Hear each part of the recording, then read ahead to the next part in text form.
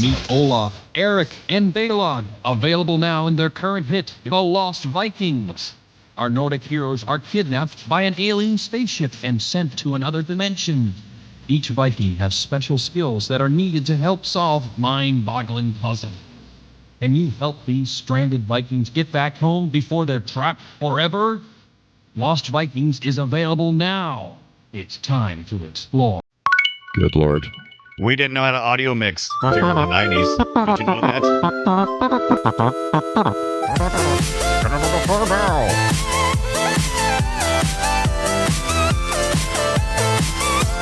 Back when we made commercials with the guy up the hall there. That's the way we did it back then. He's like, I could be in your commercial, sure. It's probably a guy at Blizzard. Well, Synapse and serotonin. Synapse and silicon. Silicon and synapse. Serotonin and silly string. Or chaos. You'd pick. Hey, everybody. It's Play Retro. It's old video games that we talk about here. I'm one of your hosts, Scott Johnson, and I'm in the wrong place. There it is. Hey, I'm one of your hosts, Scott Johnson. Right place. And I think Erik the Swift is trying to screw us. He's too fast. Maybe Olaf the Stout can slow things down a little. Don't bother with Baleog the Fierce. He's busy eating meatballs at the IKEA. Puzzle me this. Are there blizzards, quote-unquote, in Norway? Well, there sure will be. Brian, the game holds up. Yeah, it holds the hell up. And I'm your other host, Brian Dunaway, and I have a very particular set of Viking skills and nothing more. And these are my neighbor Vikings who happen to fill the skill gap for our current situation, which involves aliens, time travel, and a gassy Olaf. Are there jokes? Does a Viking poop on a boat? Confirmed. They poop on the boat or off the boat, do you think? I probably pooped off the boat, but it didn't fit into my intro. So it's a really great question, though. I'll edit. We have any Vikings in the audience? Any Norsemen? We got any Vikings currently on boats right now having to make a decision about whether to poop on the boat or off the boat? Yeah, get with us and tell us what Vikings would do in the old times, and so we can then apply that to the Lost Vikings 1 and 2, which we will be talking about, number 1 and number 2, a little bit later here on the show. Before we get to that, though, a couple of things in the world of retro. So, mine's not very retro, but I want to at least bring this up because I know you're a fan of the first one. Death Stranding's getting a sequel like Tuesday, I think. I'm so excited. Maybe it's this weekend. It might be Friday. I can't wait for my Walking Simulator 2. Well, the reviews are out of this world. Like the first game was very middling. People are like, it's too much of a walking simulator. Oh, it's not very fun. Or mechanically it's kind of weird. I don't like it. But the story's interesting. But that's all that, there's not a lot here. Blah, blah, blah. You heard a lot of criticisms about it. And I remember at the time you were pretty pro on the first game. You liked it. You had a good time. This new one, dude. I loved it. 2 is getting raves. Like, Game of the Year in a year that's already packed with heavy hitters for Game of the Year possibilities. This game is coming out strong, and I was curious if you're gonna try to nab that and continue. It's PlayStation 5 only, by the way, to start. So you're gonna have to wait a year, 6 months, or whatever for PC. Right. So there's a problem there. Ethan stole my PS5. Yeah. So. I've got to make decisions, but this is the second time I've had to make this decision. When I let Ethan Ethan's my youngest son. Yeah. I let Ethan use my PS5. Yeah.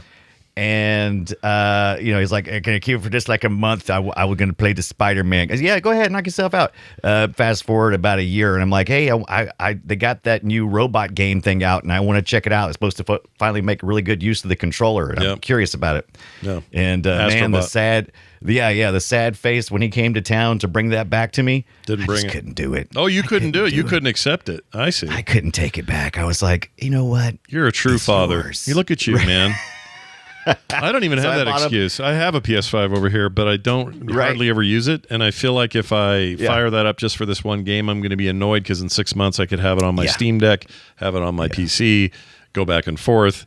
Who knows? By then, maybe even have one of them ROG Ally X things. I don't know. Yeah, I don't know. I don't know. We'll have to see how it goes. Because I still got Switch 2 money laying around. I haven't access to Switch 2 yet, so who knows? Loving mine. Maybe it's time. I got See, that's the other thing is I got Donkey Kong coming out in a month. I'll be fine. I'll be fine. Less than a month. You'll fine. You'll be all right. I think you'll make it. Yeah, we're all going to make it here. Anyway, that's what has been on my mind. Make it here. Did you do any kind of Sega Saturn related anything this week? Because that's the thing I always like to check on with you. I was thinking about something this past week when I got contacted by a local Scot, not Scott Johnson. I knew a couple of Scots growing up in high school, but I don't have any close Scot friends other than you, and you're out of town. But now I feel have like you're talking about new... Scottish friends, is what it sounds like. No, Scott. Yeah. Just the word, the name, the person. Two T's. The two T's. Yeah. So now I have a new Scott friend. Uh-oh, shit. This one brings you cool things, I think. He's more local and was kind enough to send me this Sega Saturn. And I believe, if I'm not mistaken, this is the first generation North American because, see how it's got the oval buttons? Yep. My other one has round buttons and it needs some work. This is the device I had. This is the one I bought that you're holding right there. It's exactly what I had. Yeah. Yep. And I see I got the Saru in there, which this is actually your Saru. And I checked to see if it worked with this. I need to ask you if you have the oval buttons or the round buttons on your machine so I'll know which firmware to include. Where is the... shit. It's in the other room. I'll have to look. And those who are listening right now, I'm showing my Sega Saturn. It's just gorgeous. It's in great shape. These things were black in Japan. They were kind of like this cream color. Then later on, they had like a toy looking one that was kind of whitish. Yeah. But now I'm holding up the controller that came with this thing. This is the first controller. I never had one of these. I love it. This is a little bit different than the ones that I have, which were like the second generation of the controllers.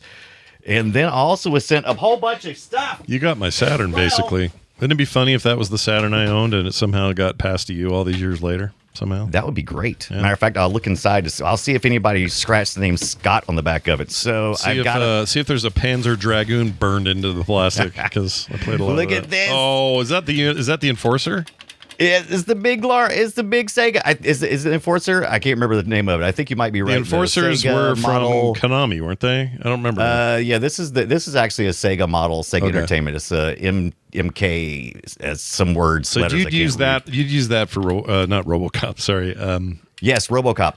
Virtua Cop 1 and 2 would use that. Virtua Cop would be a great use of this, but I'm most excited about. We talked about Scud, the disposable assassin, and one of the modes was to play with this, and I'm super excited about that. My new friend Scott sent me some really cool games as well, like Sega Rally. Rally, great game. Yeah. Rally holds up, by the way. Rally holds the hell up. Rally holds the crap up. Yeah. And let's see in here as well. Oh, there you go.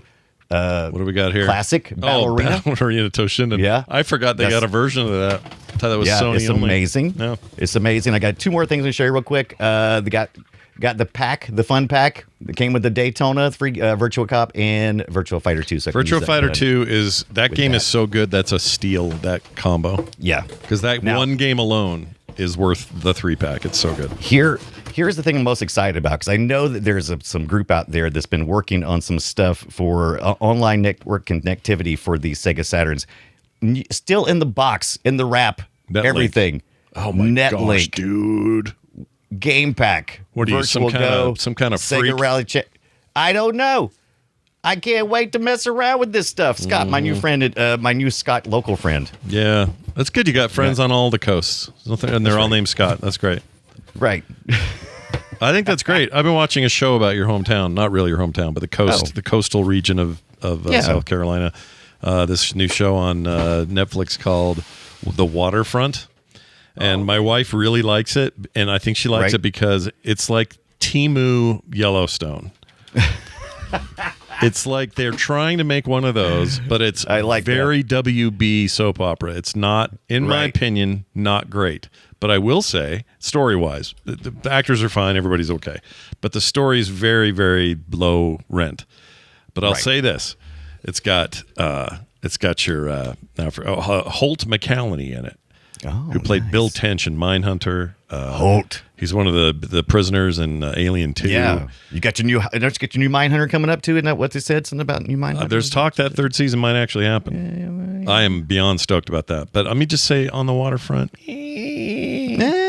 it's okay. I mean, there are worse things to watch, but right. And there's Topher Grace is in it in a role that I did not see coming, and that was good. Talking about Topher Grace a lot lately, haven't we? Yeah. We hear more about that on Film Sack. Yeah, and he was good in this. He was quite good. So yeah, he was good. Yeah, He was good. He's a murderous bastard.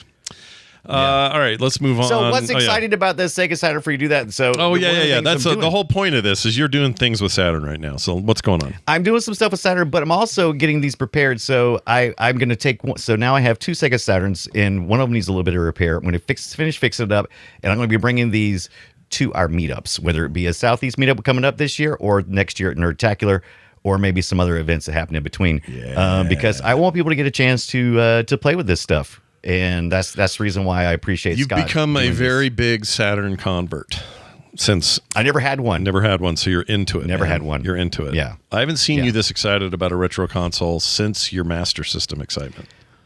You know? Dude, yeah. I can't explain it. There's just so many, and there's so many Japanese games I haven't messed with yet either. There's something about it. I felt instant. It's so weird. I felt nostalgia as soon as I picked it up. Yep. I'm like, this is impossible. I've never had one. None of my friends had one. Yep. How am I feeling nostalgia for something I never did? You're feeling nostalgia for Sega efforts that didn't quite pay off in the end, but still they just leave an impression, man. You can't get away from it. I miss that stuff. Love it. I really do. I love that. Love it. I loved my Saturn to death. It is the one game that my wife yelled at me that we played. It was the only time in our marriage that she's yelled at me with a video game. And we were playing Bust a Move 2. Oh my. Which is Bubble Bobble whatever. Yeah. In Japan and the hiccups. And that thing, we bought the Saturn and that game with it, took it home.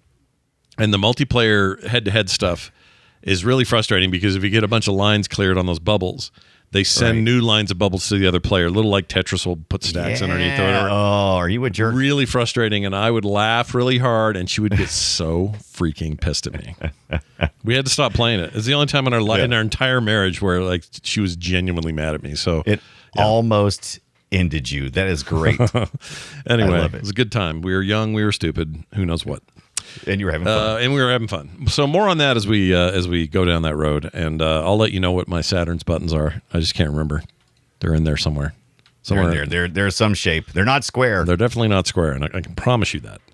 All right, let's get to our main discussion this week. We're going to talk about a classic among classics, the great Lost Vikings 1 and 2.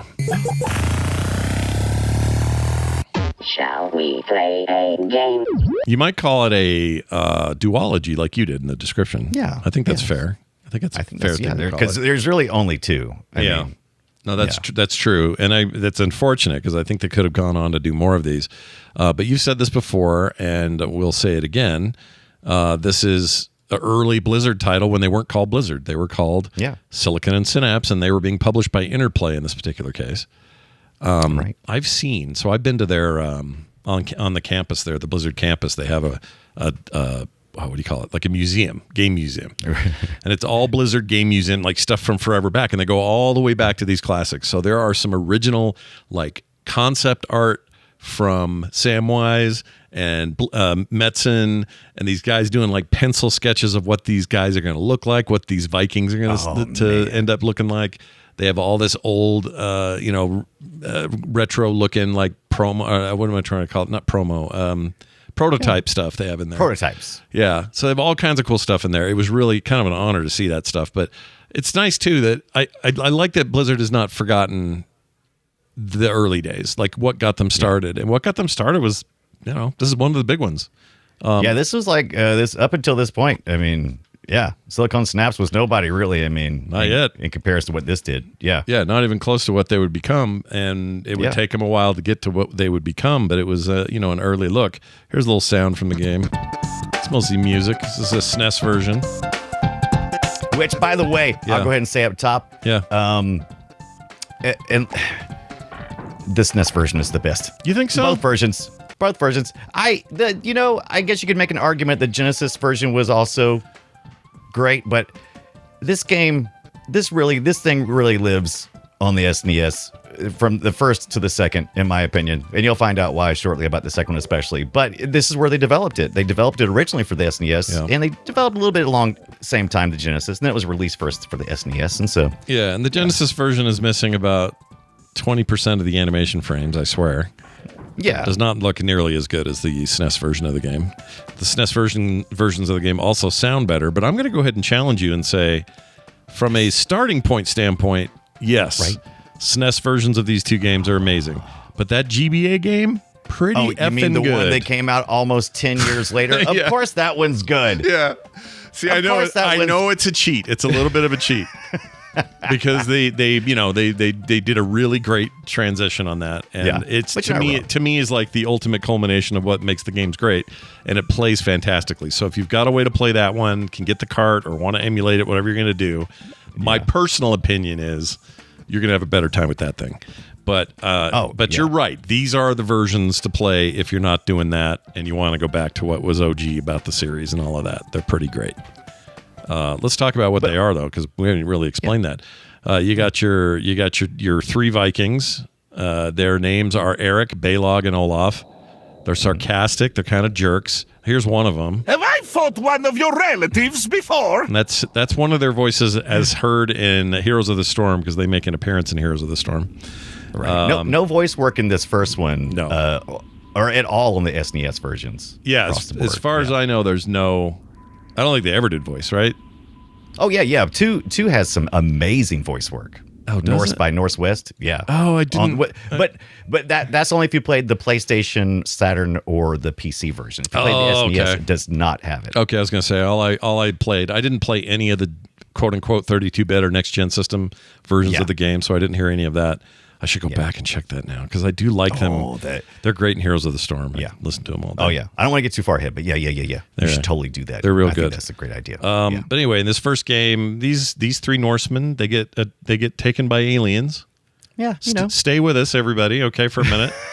I want you to imagine a scenario in this story where aliens go to ancient Norse Viking territory, and they take three Vikings with them into the future. And they don't just take them. They rip them from their families. Where you've got, it's such an opening scene that just sets up the whole game so spectacularly. Where it kind of there's a demo section where they show what the Vikings can do, because each one of them has their own skills, and then they take them back to their homes where their families are waiting, and each one of them has like a little baby, a Viking wife, and then a fat baby that looks like a teenager in a diaper. Yeah. Right? It's weird. It is very weird. It's weird, but it sets it up for you. It does. You know where you're at. It does. You know where you're at, and you know that this is going to be a hard time for these guys, and they got to find their way back. What you don't know initially is that you're going to be doing it all through the world of puzzle solving, and you're going to solve a bunch of puzzles, because rock, paper, scissors style, which, by the way, is a hallmark of Blizzard Entertainment. You could argue that their RTS games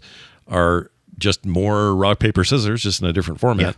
But you got three Vikings that act as your rock, your paper, and your scissors. That is to say, one can do one thing well, the other another, and the other the other. So with the three of them, you take separate control of them, move them around. One of them might be big enough to stand on a thing. You got to be like this shield guy. That's Olaf. No, is it Olaf? Yeah, no, that's Baleog. Baleog is the sword and bow. Yeah, sword and bow. And he's heavier. He's the little guy's lighter. The speedy dude. Erik. Thank you. I cannot keep their name straight. Yeah, it's hard. All week, Erik the Red, because he's red. But they get real clever, and this is, I think, just a time, if you go back and play this, you're going to go, oh, some of the genius that would become those early Blizzard times come out of this game, maybe more than anything else they had either done to this point, and maybe even a little bit since, because this is pre-Rock and Roll Racing. I had to confirm that, but this came before that. And then we're still like 4 games with the Synapse and Chaos names before we even get to Warcraft 1, Orcs and Humans. And then the whole game has changed. Like they become the biggest thing in the history of gaming. Yeah. And there was no stopping them, and they're still huge today. I had looked at this game before a couple of times, because everybody always praised how good it was. Mm-hmm. And it is a barrier to entry of patience in the beginning of this game, because understanding how you switch between the characters to solve each of the puzzles in the beginning, they don't give you they give you no hints. They give you a few a little bit, but it ain't really like a tutorial though. No, they just throw you in. They say, here you go, and you have to kind of figure it out, and you have to figure out your rhythm, and then next thing you know, you're like going, oh, do they have speedrunning for this? Because I could totally see it, because you get to a point where you're moving the whole crew. This is not a co-op game, which is what I kind of thought. I was like, oh, well, you can also do co-op in this, right? No. Nope. You're single player. And you got to switch between these 3 Vikings. Each of them has certain powers, and it's side scrolling, some platforming.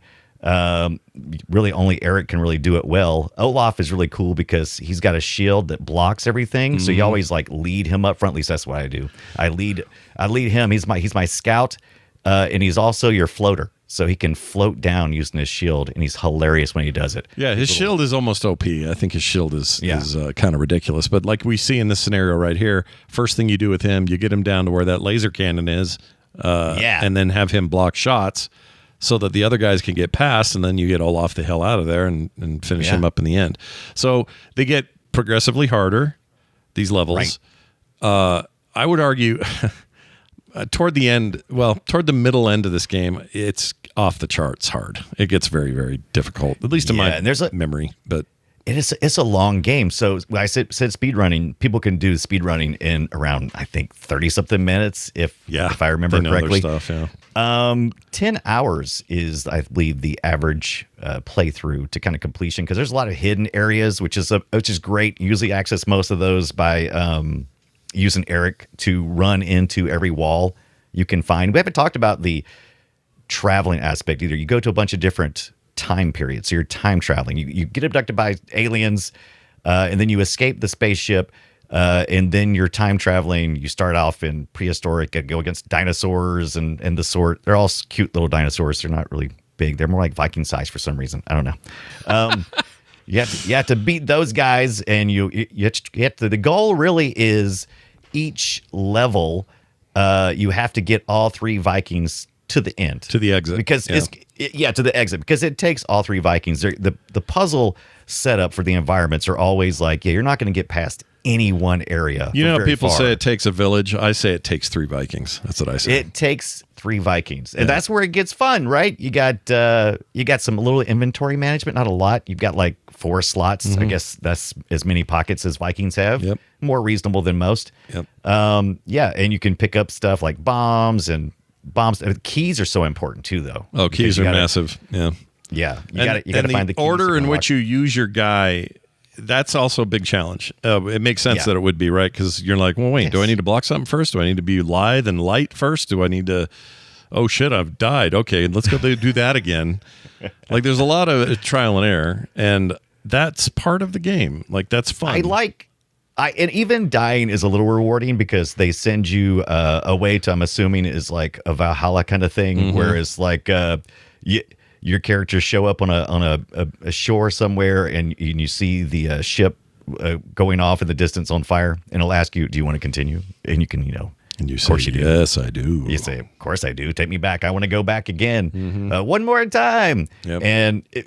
And because there's so much fun to be had here between the music, which is this almost, is it hip hop? You got like this whole go thing, this kind of going across the back.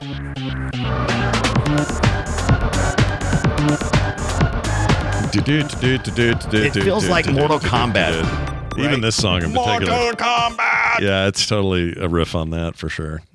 I definitely hear it. But you got that, and you got your wonderful idle animations. Olaf is always picking his nose. Baleog is always flexing. And I don't know what the crap Erik is doing, but he seems to burst into flames occasionally. I don't know if he's got something going on, or I think he's just no, he does seem to do that. That's a good point. Does he get hot? He gets too close to a source of heat or something like that. I'm not sure. Maybe that's too. Maybe I'm not sure. I'm looking now. I think he's just tying his shoe. That's Erik, basically, because he's got to run. He's got to run and hit the walls. So that's what you do. So your speed run records, I just thought I'd bring those up for the heck of it. Do it. The SNES version of the game, somebody named Chasney NES currently owns the SNES run for one player. 47 minutes 37 seconds. That's a no glitch run. That was only a year ago. Prior record holder was at 53.18 11 years ago, so it's been a bit. Let's see, Genesis 4 years ago, same guy, did it in 1 hour 17. Must be some reason the Genesis takes longer. Don't know what it would be. DOS version 1 hour 3 minutes, same guy. That was 11 years ago for this Chesney guy. And then the Amiga version, somebody unrelated, Mikey Speedy Adventures, 57 minutes, 14 seconds. I did not know the Amiga had a version of that game. Wild. They do. And I don't want to, I was almost hesitant to say that this one is my favorite because I loved all of them. I love the Amiga because it always sounds so freaking good. There's a DOS version, which I peeked at. It's fine. It's good. But like you said, if you never played it, maybe the Game Boy Advance is the way to play it, or maybe just get the Xbox Game Pass because it's got all this and a couple other things. Yeah, the whole collection's on there. The classic arcade collection from Blizzard is all up on there now. It used to be exclusively a thing you had to buy on the what's the launcher? BattleNet. Yes. BattleNet launcher, and then console versions, of course, had a way to download and pay for it. But it was always this pay for $25 thing. Now it's a Game Pass, staple. It's never going to go away. Microsoft owns them now, so go play it there. Play it for effing free, man. Play it for effing. It's such a and it's such a fun game. Man, I can't think of a better way to. I'm probably going to finish this. I didn't get a chance to finish it this week. Just didn't happen, man. 10 hours. That's a big ask when I got to play 2 of them. That's a lot. It's a whole lot. Yeah, and I know these speedrunners are doing it in an hour, but look, that's not how video games work. In fact, I want to just remind people: don't go look at speedruns right after you buy a game that you're expecting to have a good, let's say, 50 hours with. You're like, man, I'm so excited about this. I'm going to get all into this for weeks on end. I'm going to be playing this game. Let's see how fast somebody beat it. 12 and a half minutes. Well, shit. It's demoralizing, so don't do it. It really is. And it's funny because sometimes game developers depend on the user's hesitance to do something outside of what they've been taught. Yeah. So that's what a lot of speedrunners are taking advantage of, is these straight lines that a typical gamer wouldn't think to maybe use right away. Mm-hmm. They're just like, oh, okay, I've got to go defeat this character. I can't just walk past him.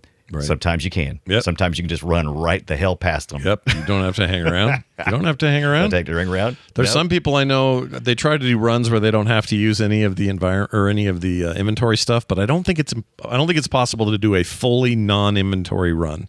There's times where you have to have the bomb or you need the keys, obviously. Right. But like active things like bombs, the chili pepper, I forget the other stuff. It's like a stone. Yeah. Anyway, there's some effort out there for people to like go as far as they can without using any of that shit. And, right. There's always somebody who wants to see if they can do it that way, and that's fine. If that's the way you play. That's the way you play. I would love Blizzard to take all they've really done is upscaled this and put a nice wrapper on it for the arcade thing. I would love it if they did a proper like 2.5D like reimagining of this and like do new puzzles, new everything, just make us a new one of these. That's what I'm asking. Let's make a new one. Yeah, I mean, because we got Trine, right? That's kind of the Trine is modern, exactly. Modern Vikings is Trine 1 through 4. In particular, right. Trine 2 really got me. I love that game. Yeah, Trine 2, that was such a good game. Yeah. I can't wait to talk about that when it gets old. But I would totally love to have a modern version of this, but after playing the second one and seeing what they did in early 3D, I'm like, I don't know. Maybe I like the pixel. Maybe the pixel. I think it's better in pixelated form.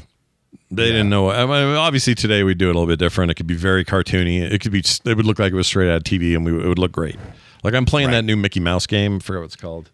The Illusion. The new one. Illusion-y. Yeah. It's got an Illusion name, and it's very good. It's like a Metroidvania. It plays great. It's a real great homage to those old Illusion games that you and I talked about on here. Mm-hmm. But it looks straight out of the TV show animated. It looks beautiful. Yeah. They could do that here now. We're good now at this stuff. What are you waiting on? We're good at this. But that PS1 business, ooh. Here, I'm going to bring some up just so people can see it, because it is not a good look. Here we go. This is 2, I think, but this is okay. So first of all, let's just say that the first Lost Vikings, 1992 for the SNES, that was, we were into the SNES era pretty good already, right? Yeah. I mean, it wasn't like a launch title or anything. We knew what we were doing. Now, it was 5 years later before we saw the sequel, and by this time, Blizzard or Silicon Synapse had gone through a name change. Chaos for like a hot second was considered, and then they went with the Blizzard. And from the first one, we were Silicon Synapse, and by the time we got to the second one, we were Blizzard. Yep, Blizzard everywhere, right?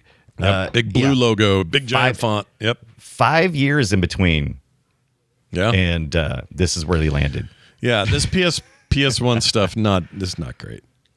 No, and it's not even early for the PS1 either. This is 97, so the PS1 has been around for a while, long enough for people to be comfortable with the idea that maybe we should put in some platformers and kind of two-dimensional platformers, maybe pre-rendered. These are pre-rendered 3D sprites.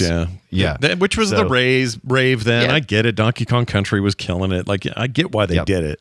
I just think it's a mistake. Yeah. Like in retrospect, what would look really good here is extremely well animated 2D sprites. Just go straight up that way. The way the Saturn did a really good job of this. They would lean into the pixelization and not worry about trying to make it all look like this. Like, just go. Yeah. Just do what you do best. Everybody was chasing 3D or 3D-like visuals. Right. Oh, that's an ugly time. Did not transition very well. But. PS1 was definitely all about the 3D. Sega Saturn came in early, and they were punching, thinking, "Oh, we're going to fight games. Fight games are where it's going to be at," and it was in Japan. Did very well in Japan, but in the U.S., not as much. And so they bet on side screen like fight games, and that wasn't the deal. It was all about the 3D. I'm hoping you're going to pull up because after showing that PlayStation and the Saturn version, which is worth playing for the voice acting. So if you got let's hear a little voice acting. I got the PC version right here. Yeah, I've got the PC or the something brewing over there. Does that gut of yours ever quit? This is definitely not our ship. It's time to find a way home. Oh, is this Jim Cummings? Like Gex or Jex or whatever the hell that game was called. Oh, so you're not totally wrong. So you heard Jim Cummings there. Also Winnie the Pooh, Darkwing Duck. We have Rob Paulson, I believe, who's Olaf. Did some Animaniacs, Teenage Mutant Ninja Turtles. There's some question. Maybe Frank Welker did some of the monster effects. But Jim Cummings is great. I actually really enjoyed having the dialogue delivered comedically by some competent Saturday morning style voice acting. Yeah. Mixing was bad, though. Mixing's terrible. Mixing was not great. Oh, yeah. You also get new characters in these. We're not going to talk too much about this version of the game, but there's these new... Well, 2 had new characters, too, I guess, so... Yeah, well, so this is Norse by Northwest, The Return of the Lost Vikings is what the title was released as in the U.S., and that was specifically for the PlayStation, Saturn, and PC. Right. And once again, Nintendo said, nah, we already had a version, so we're going to call this Lost Vikings 2 and capitalize on that. Yeah, which they did. Both 2... Yeah, they both had the exact same puzzle layouts that I could tell. I think there were some different levels for different versions, but for the most part, it was pretty much the same, but not graphically or with the audio. Do you have that SNES version to pull up? Because we just looked at the Poop Show. Yeah, I mean, we heard a little bit of the SNES earlier. Let's play a little bit more. It's basically just like, here you go. Like, it's what you sort of expect. Whoops, wrong video. There it is. Yeah, there it is. So to me, look at that. All right. Super fun, punchy, 16-bit as hell. Now for comparison's sake, listen to this one, which makes me want to die a little.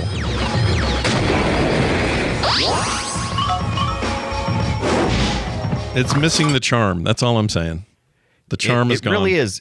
Yeah, it's missing a lot of charm in the character. So to describe for those who are at home, the second one on the SNES, the follow-up, looks a lot like the first one visually, but they've just made the pixel art a little nicer, more colors, more colorful.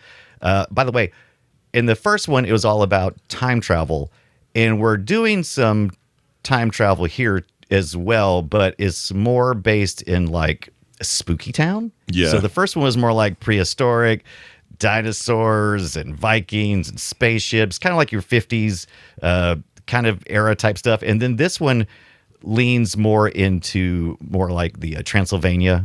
So like one of the first levels you play is a Transylvania.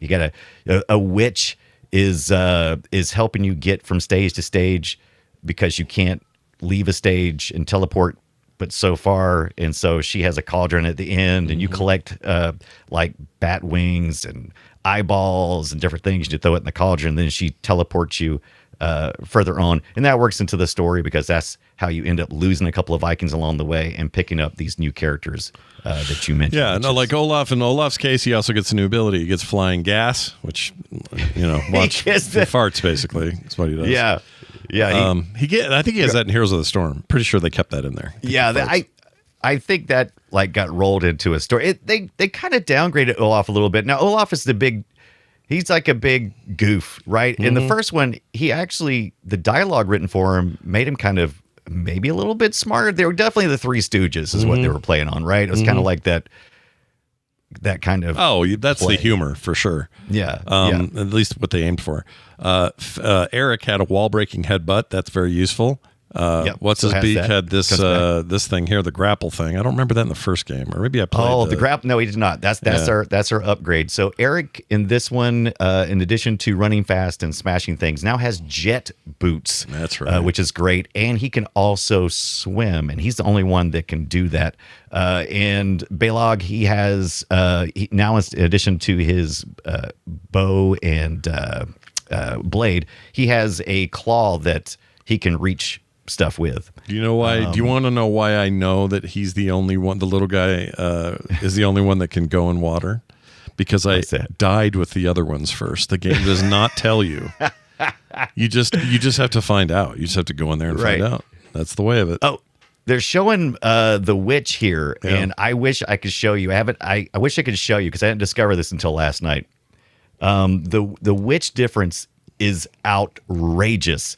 There's like a sexy witch in this version. She's got like long stockings and she's like all hubba. Pretty blurry, but you get the idea. Right. Yes, she's blurry there. And then you get the PS1 version, and it's such a downgrade because it's just a blob of green. It's just nothing. I'm like, what is going on? And a lot of other things disappointed me too. Like in this one on the SNES, you have big chunky sprites that are just easy to look at, beautiful, and great backgrounds. Parallax scrolling, and then in the PlayStation Saturn PC version, they made the sprites so small. I'm not sure if it was a technical limitation. I wouldn't think so, since they're pre-rendered. I don't know, but they're just so small and they feel insignificant in the world, and I didn't like that. And the character detail loses a lot.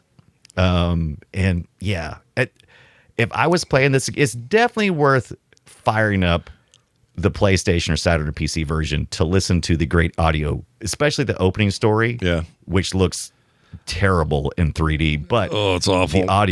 The audio is so much fun. So here's the Genesis version. Its only advantage, really, looking at it, is the now is that frame from rate. The first one, the Genesis. This is from version? the first one, yeah. Okay, and it looks okay. It's like limited, less vibrant color palette. It moves at a nicer pace. I think the scrolling, like Genesis games, they move pretty fast. But less animation frames. Just overall, kind of a downgrade. It's not great. Yeah, I don't understand why they did that either, because I don't know if it needed to fit on the cart maybe or something, the size of the carts. Maybe they need to do the 2 megabyte carts or something, because typically you got really good sprite animation and fast rendering on the Genesis. That's usually where it shines. You don't really need that here though, because most of the times you'll screen to screen, because even if Erik is running like a Sonic speed, he usually runs into something and you never really scroll on the screen very much, and it's not very fast because you're constantly trying to go back and get your other characters, and I don't know what happened there. That's one of the reasons why I wasn't as impressed by the Genesis version. But yeah, it's also the reason I wasn't as impressed by 2 overall. I think 1 retains a simplicity to its the way it works, kind of functionality wise. What's the word I'm looking for? Mechanically, there's a simplicity to it, so you can focus more on, here's the room, here's what I want to do, I'm going to go do it, and I know what skills I have access to. 2 just kind of complicated things, and sometimes that's good. You want more depth with your sequel, but sometimes that's a problem. It depends on the genre and the kind of game and all that, but I felt like they missed the simplicity. It's not that 2's a bad game. It is not a bad game. It's a great game. Right. But 2 doesn't improve it exponentially. If anything, it made me kind of like 1 a little more than I did prior to 2. I don't even know what the reasoning for making 2 was. It was so many years later, 5 years later. Weird, I mean, it was a different cold hit though, right? Like people love this game. Oh, they're super into it. Absolutely, there are people who love this one because it does introduce two new characters, Fang the werewolf and Scorch the dragon. They're fun. The voice work, like I said, is amazing. But if I'm for gameplay though, and just visual satisfaction, like I said, the SNES version was so satisfying, and I dug so deep, hoping, because I think maybe Captain Kipper in the community might have said this. Correct me if I'm wrong. Said I think maybe someone has got a modified ROM where they've put the audio clips in the SNES, because if you're emulating it, you're not restricted by all those things. That's true. Yeah. You could stuff all that stuff in there, and man, that would be a perfect marriage. It'd be cool. Yeah, I hope someone. There's a lot of cue points that you could do it on, because lots of times that whenever there's dialogue, it's because there's dialogue on screen. Yeah, and so you could trigger that. I don't know.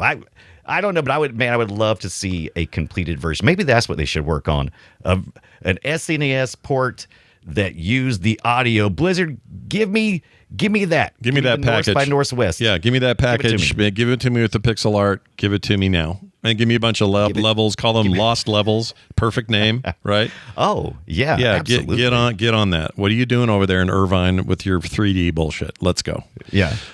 Real quick here. This is the GBA version, and that we're looking at right now. Let's see. Let's get a little audio going there for that. Whoops. Hold on. It's a lot like the SNES version, maybe a little more depth. There's burp sounds, fart sounds. I don't think there's any dialogue though, right? No. Once again, we're not doing any dialogue, and this is the first game. Yeah, it's the first game redone. Yeah. I think this is really a definitive version. I like it a whole lot. To me, this is like those the Mario Advance games where they redid the NES games. Beautiful 16-bit looking games now. They run better. Quality of life changes. This is like that. It controls really well too, and they got it all figured out. This is a good game. I love the Egyptian levels too. Those are a lot of fun. The music is a lot of fun. Oh hell too. Yeah! I could. This is probably where I'm going to play more, and this is where I'll do it. I think.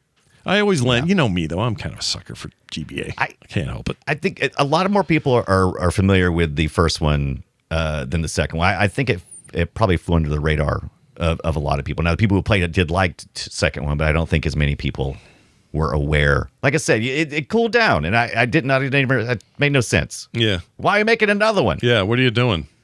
Are you trying to capitalize on the platforming 3D side screen? I don't know. Yeah. I don't know. Yeah. What was cool is this version, I think the GBA release, I can switch between them at will. I don't have to. There's something. It's a lot faster. Is that what it is? It's just like a quicker click on the shoulder buttons or something. It is, and it's not as distracting because since it's a smaller screen, they remove the top HUD that shows you which character you're selected on in the inventory list, and so it's just it's full. And when you just hit the buttons and you just change quickly. Yeah. It seems faster. I don't think it's any faster, but it seems faster because you're not watching the little thing at the top of the screen flipping between the characters. You just organically know. Yeah, it's a smarter use of the UI. I'll show you an example. Right. Down at the bottom, you have this Diablo-like even thing that tells you what's in your inventory and what your life's at. Your life dots. You have 3 dots basically per character. Yeah. And when you switch characters, you get their inventory. It makes perfect sense. You don't need all 3 hanging out at the top. This is just smarter UI, and I appreciated it for that. So, we talk about the bad guy? You're showing tomatoes, and I forgot about.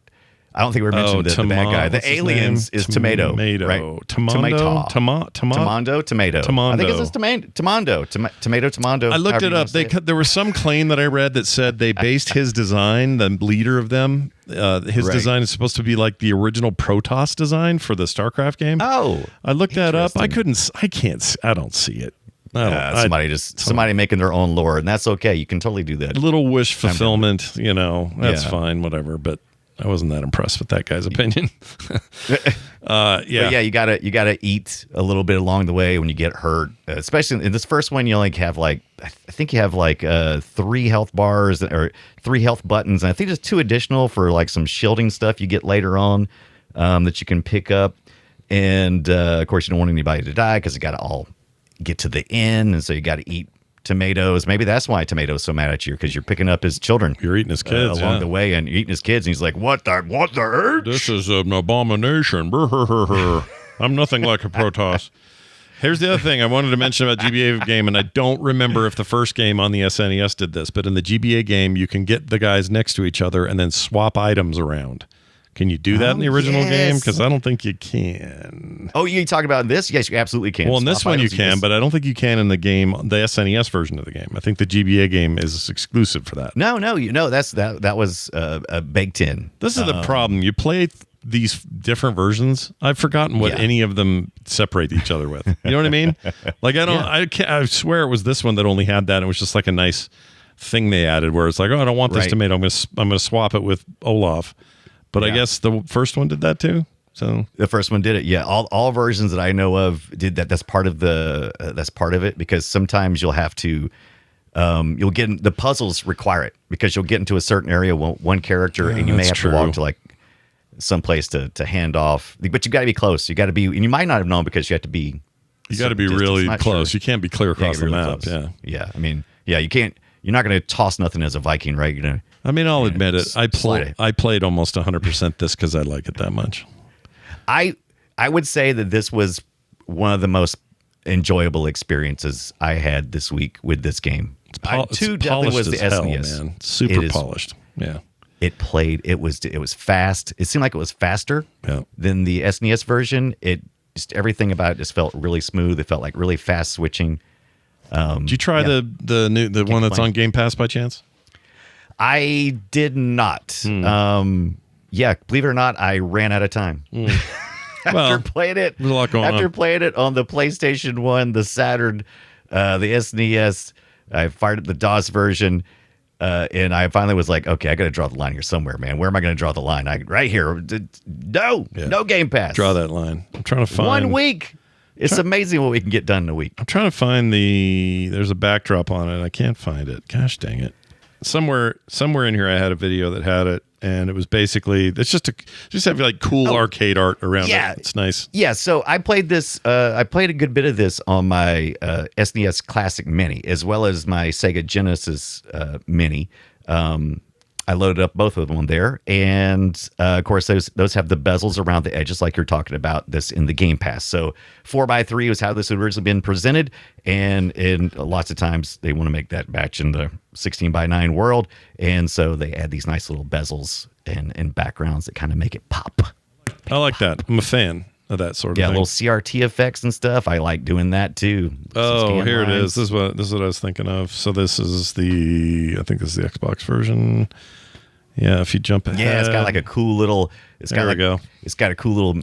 Oh yeah. Look how good that looks. I like that a lot. I like that a lot. It's very arcadey, which is why I believe it is called. It is called. Is it Blizzard Arcade? I think. Right. Classic, something like that. Yeah. Hold on. We have it right here. It's in this stupid video. Oh my gosh! Stupid video. But you got some nice little artwork. Blizzard Arcade Collection. That's called. Yeah, because it's more action packed, right? Yeah. And I love the bezel. If you haven't seen it, it's gorgeous with like somebody it's illustrated beautifully. Yeah, it's really just good. Just like you would see on an arcade, on an arcade. Typical Blizzard treatment of art. They're artists. A lot of times, artists first and game makers second. I don't know. I'm not sure that's true anymore, but it used to be. Right. The artists were everything over there. Well, there you go. This little graphic I have of the SNES version says 1 or 2. Can you play 2 players on this thing? Did I get that wrong? Are we going to get some hate mail? I didn't have a friend to play with. I didn't either. I didn't notice a 2-player option, though. I was just looking at the cover art of the SNES version, and it says 1 to 2 or 2 players. Did I miss that in the... Oh my God! Don't send me an email. I know now. Now we know. I just didn't do it. That email's already been sent. I didn't know either, so don't feel bad. Let me look real quick here. Bo Daggett. New concept in video games. 1 or 2 player action. I guess you could go co-op. But how did who played the third guy? No, that's what I'm curious about. I thought you could in the second one, but I don't remember being able to do it in the first one. Maybe I'm wrong. Now I'm totally missed. See, that's a problem. Like you said, all these games all at once. Player 1, player 2. Wait, is it says players 1 and 2. Okay, I'm going to try this. Let me see what happens. Yeah, Pardon me, see what I have to happens. find See if you can launch it and make it work. I'm looking at all the box art says 2 players. I did not notice an option to do this. All right. I guess I'll just be a jerk when my kids were asking if they play. No, it's a single player game. Yeah, you jerks. Shut up, kids. Let's see. Maybe this video shows it actually. I bet it does. Let's see. Oh, yeah. So, that's awesome. Silicon. Now, while you're doing Synapse. that, KT Data did say KT Data is always finding a ROM hack, and there is a 3-player ROM hack as well. So What? nice. I would need that. I would do that because 2 See, okay, here we go. New game. Get out of the options. Who's doing this? We don't need Get it. out of the options already. All right, new game. Here we go. Come on now, buddy. Push your button. There we go. Okay, Yeah, so I don't think there's a new. I don't. Maybe it just picks up on a controller or something. I don't know. So I'm playing right now. Yeah. And I can choose.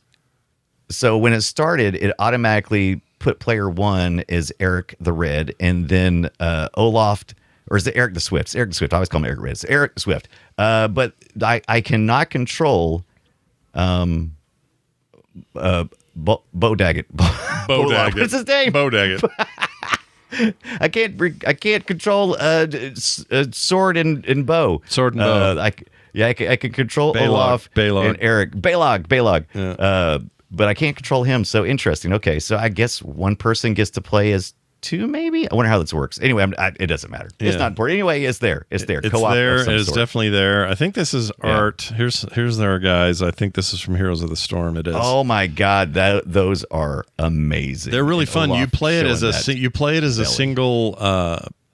You're one player. Campaign? You pick these guys. Oh, okay. As your, it's a MOBA, so you're doing competitive PvP. But these play as a single character, but you can split them up and have them do different shit for you, just like you can do. So, like, I'll give you an example. You take Olaf and you put him down a lane, and you basically have him whacking away at minions, right? Then you switch over to Baleog and you have him doing damage someplace, and the other guy's still doing shit for you, but now you're really directly controlling one of them. And one can die, and you got to go to the other 2 until the other one can resurrect. It's a weird thing, but they really are true to the origin of the original game. This beautiful illustration that Scott is showing on the screen right now is a real nice modernization of the characters. And I've got to say, it also illustrates something that I did not know, that Scott knows how to zoom in on belly buttons. Yeah. But it also shows that Erik the Swift has a broken horn on his Viking helmet. He sure does. I'm looking at the original right now over on the left-hand side, and he's got a broken horn. I never noticed that. Yeah. They're big time on the details, man. Although they screwed up on the Genesis box because that has all horns intact, I think. Let's see. Yeah. Yeah. Yeah, they do. Oh, it's a little broken. It's a little chipped. A little chip? Yeah. Little chippy chips. Little chippy chip. Okay. But still, that's kind of cool.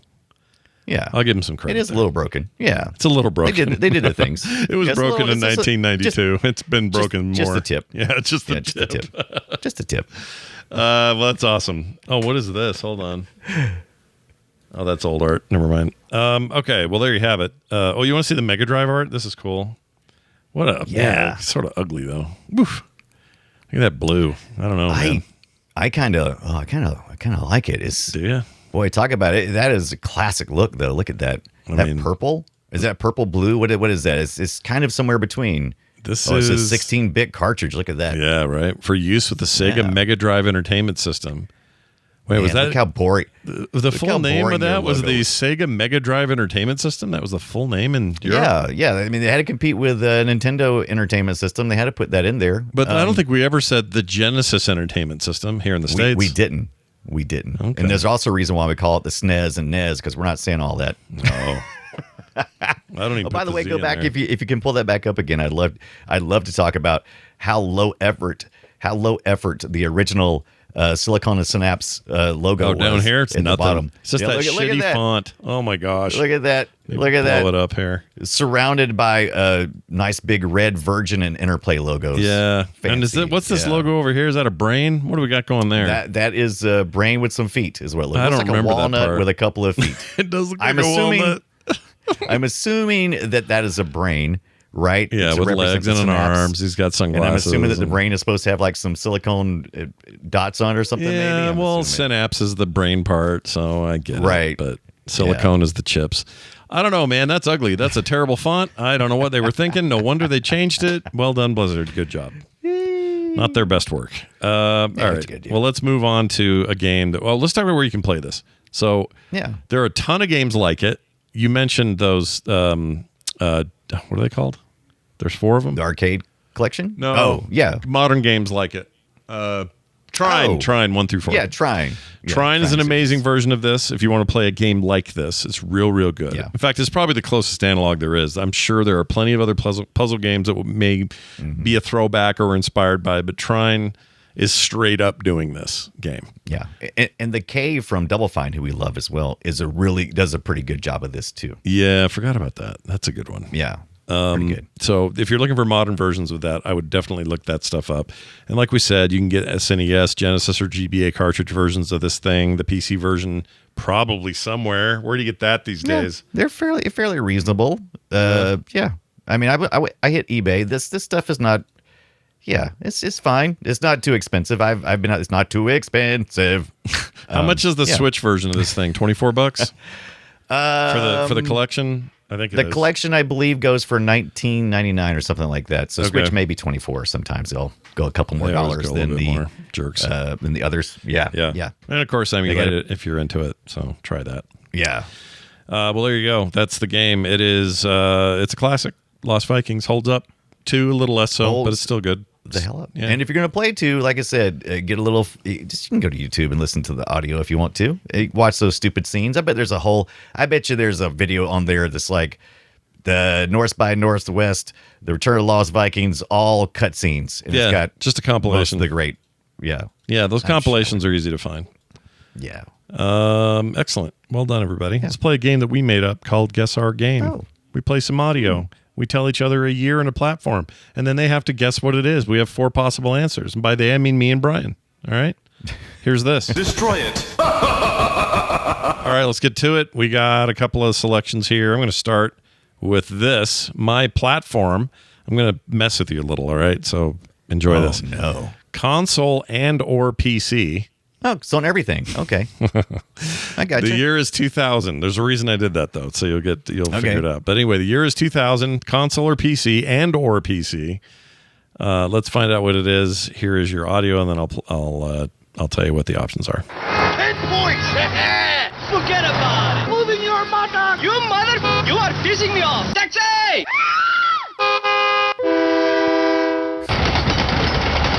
All right, there's your idea. What's going on there? That's my bit. All right. That's your bit. Here are your options. Is it A, Deus Ex? Is it B, The Legend of Zelda Majora's Mask? Is it C, Counter-Strike 1.0? Or is it D, Tony Hawk's Pro Skater 2? First of all, that sounded like a commercial more than the gameplay, but I'm assuming it's in the intro. Or It's in the something. game. Yeah, it's part of it. It's in the game. Yeah. I mean, I definitely don't think it's Legend of Zelda Majora's Mask unless there's like a scene that I'm just like, that's so outside the scope of that. Sure. Deus Ex. Why did you say it that way? Deus Ex Machina. God. I hate that. I do terrible. too. That's it's people struggle with that one, so it's always fun to see how many different ways you can get it. Sure. Counter-Strike 1 feels like that's possible for some weird reason, and of course, I think the most obvious is Tony Hawk's Pro Skater 2. I mean, that's got a street vibe to it. I mean, it's I'm gonna go. Because you never know if I'm tricking you or messing with you here. That's what I'm worried about. It seems so obvious that it can't possibly be. It's gonna end up being. I feel like it's either C or D. Give me the D. Give me the D. Giving you Just the give me my D. vitamin D. Is it give me the my vitamin D. D? Yes, it is D. You Oh, did it. thank God. Yeah, I was hoping It felt like such a trick. I was trying to trick you into thinking something else, but you are correct. It is D. Well done. That was from Tony Hawk Pro Skater 2 for the PlayStation 1. And never let it be said I didn't try to challenge Brian. He still beat me out. You really did. I mean, that was actually, lots of times we try to do it by making it really close. Yeah. It's like, oh, it's got to be one of these, but every once in a while, it's got to throw a curveball. Yeah, a little wrench into your And almost fell cheese. for it. Almost fell for it. Well, let's try yours. Give me your platform and your year if you don't mind. Well, I'm going to keep it just to the Sega Genesis and the Mega Drive Super System. What do we call it? Mega Drive Entertainment System. Entertainment System. The MDES. MEDES. The MEDES. Yeah, it was 1991. So fairly early on for this system. All right, here you go.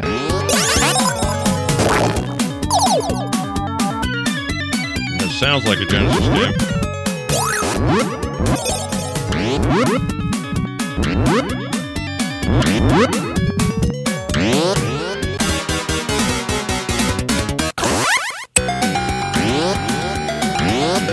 All right, that beep is very consistent. What do we got here for options?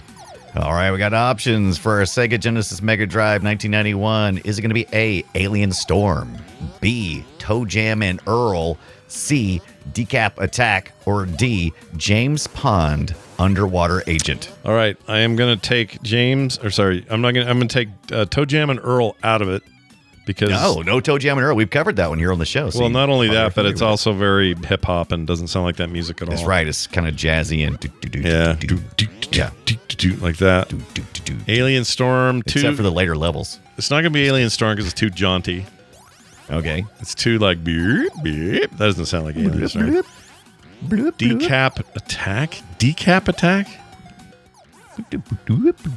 I don't know about that one.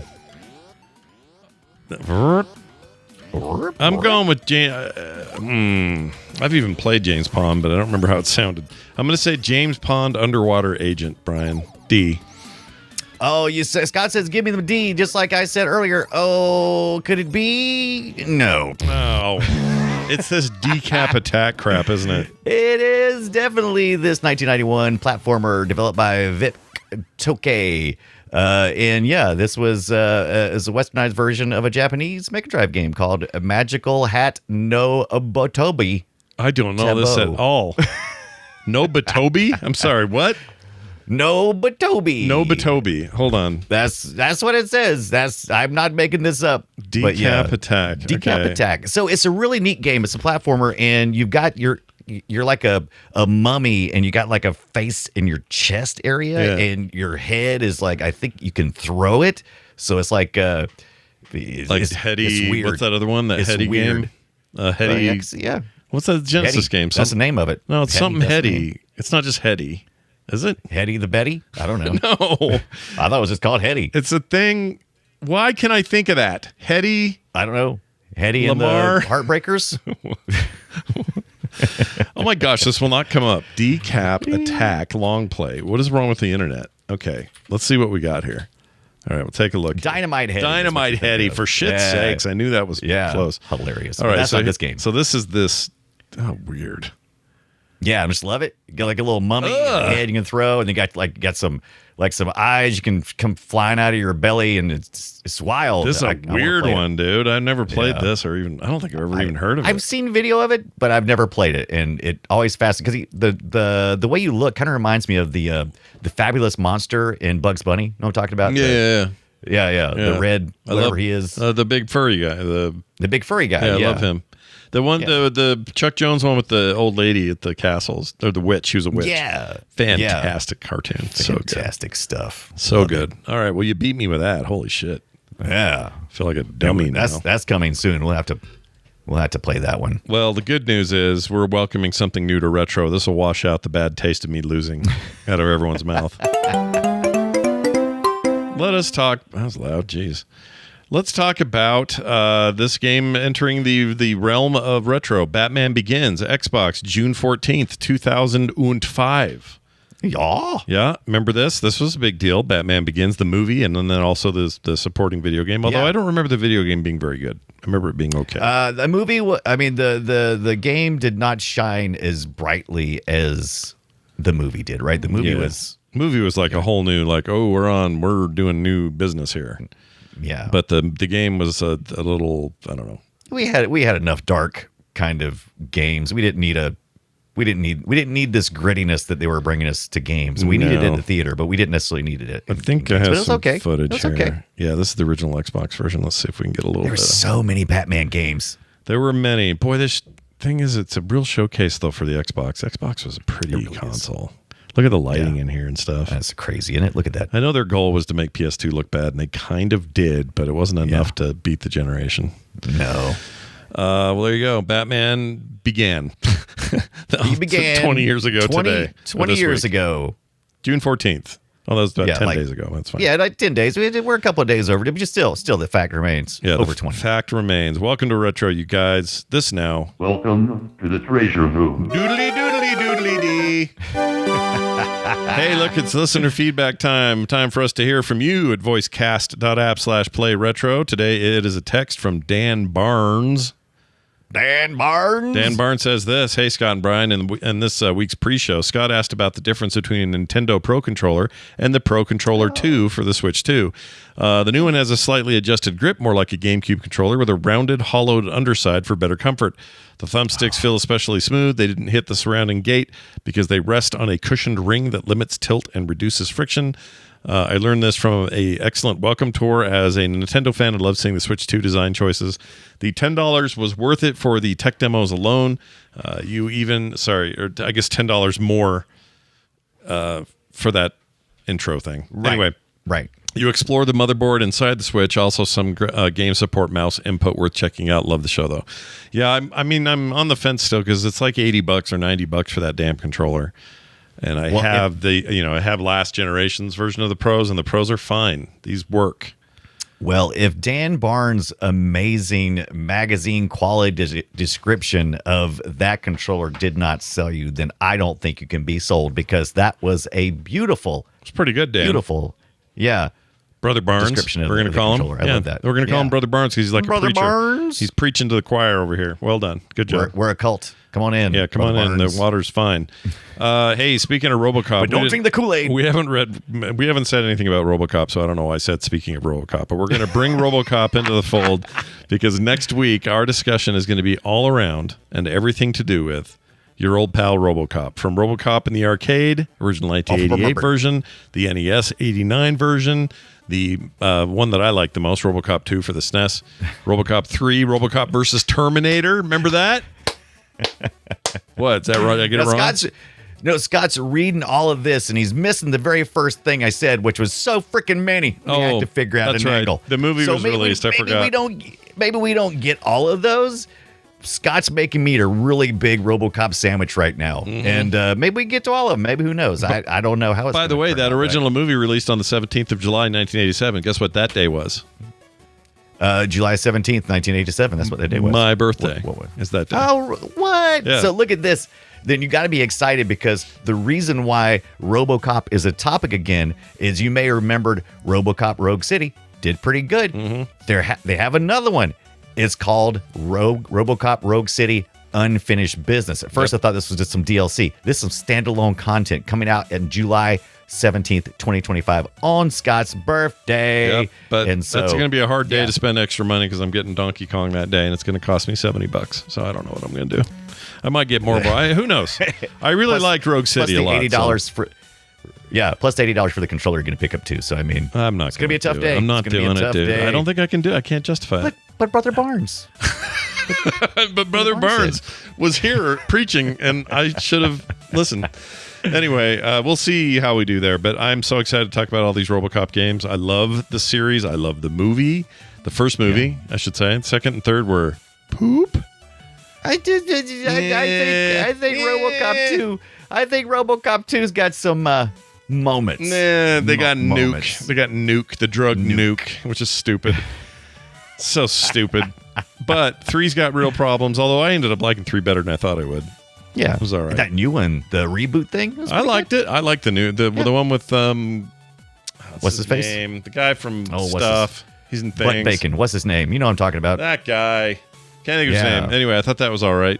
Yeah, I'm all in for more RoboCop, and the kids cartoon they made around it was pretty bad because they took all the blood. They took all the blood and guts and swearing out. What's the point? Maybe we should watch one of those next week after the show, because we're gonna do our. So if you haven't been listening, we do after the show, and we post to Patreon. We do a cartoon watch along lots of times, and we're watching a crazy G.I. Joe this week, right? Yeah, G.I. Joe is supposedly the best G.I. Joe cartoon episode ever made. We're going to watch that. Like Viper or something? Is this where they introduce Cobra's other guy? What is it? That's Cobra Commander. The episode's that's not called Cobra Commander. Commander Serpent. Serpent Commander. Oh, Serpentor. So yeah, I can't remember. Anyway, it's been a long time, so we're going to be. Wasn't it Serpentor? Serpentor, right? Serpentor. I don't think so. I don't think so. I think. I don't know why it sounds right. Anyway, The Viper is Coming is the name of the episode. It's season 1, episode 20. And that's the one we're watching after the show. We give that to patrons, and anybody who happens to be here live right now, you'll get to do it live if you're in our Discord. But once that's done, that thing goes in the vault. That vault being patron only. Yeah. All right. So we hope you come on in there and like Olaf leaping from a tall ledge. It's going to go right into the vault, which he does a lot. So watch out. Yeah. I think that is going to do it for us this week. Brian, is there anything? Oh, you know what? Patreon. I got to mention it. We are supported by your good graces at patreon.com/playretro. And how do I know this? Because new people like Jeff is a Geek, TNL Nick, and Matthew Hackney have all joined us recently. That means they're going to get no commercials ever or ads of any kind. They're going to get pre-show content every week, just like we did one today. And they're going to get other cool monthly benefits, including these videos we talked about. So sign up today and be a bigger part of the bigger Play Retro family. And if you're like, man, I only like YouTube, that's all I want to do, then I would recommend going to youtube.com/@PlayRetroShow. And you'll be able to get the episodes there along with some other extra content that we post here and there. Lots of reasons to hang out and join. No reasons not to. Once again, that is patreon.com/PlayRetro. All right, we had a great pre-show discussion about Muffet from BSG. His name was not Boxy. He was a little robot dog, and you might be surprised what's inside that robot dog. Yeah, not a creamy filling, I can promise you that. Maybe something a little less filling. He's not a Daggett. Nope. Or a Bo Daggett, for that matter. Or a happy ape. Anyway, you'll learn more when you check that out. That's going to do it for us. I would like you all, within the sound of my voice, to go play something retro, and we'll see you next time.